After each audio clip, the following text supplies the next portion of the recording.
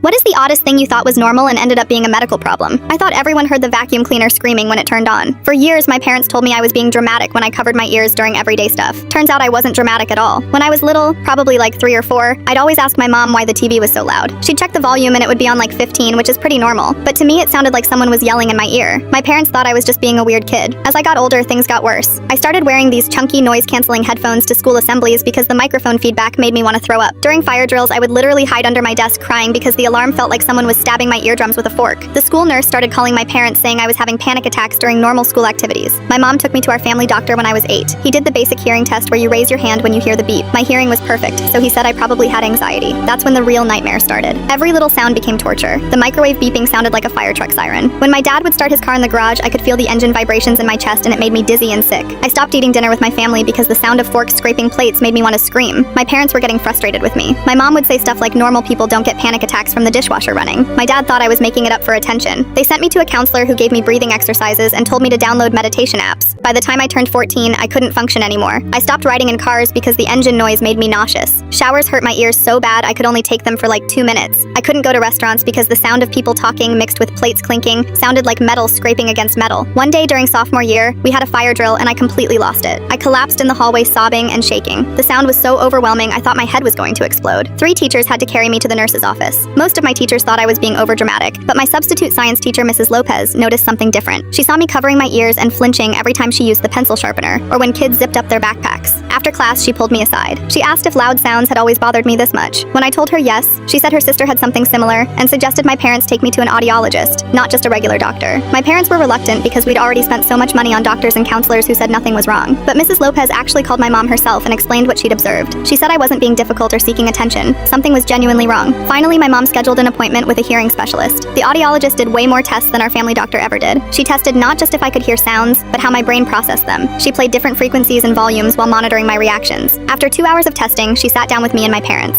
She said I had something called hyperacusis. Basically, my brain's volume control was broken. Normal everyday sounds that don't bother most people were being amplified in my head. She explained that my brain had essentially turned up the volume on everything without my permission, making ordinary sounds feel painful or overwhelming. My parents were shocked. My mom started crying because she realized all those times she told me to stop being dramatic, I was actually in real physical pain. My dad felt terrible for all the family dinners I'd missed and car rides where I'd begged him to turn off the radio. The diagnosis changed everything. I started sound therapy where I gradually exposed myself to different volumes while wearing special ear filters. I also got counseling to help deal with the anxiety that had built up from years of not knowing what was wrong with me. It wasn't a magic cure, but having a name for what I was experiencing made all the difference. I wasn't crazy or dramatic or attention-seeking. I had a real medical condition that explained why the world sounded different to me than it did to everyone else. I ended up making an infographic about hyperacusis for my health class presentation.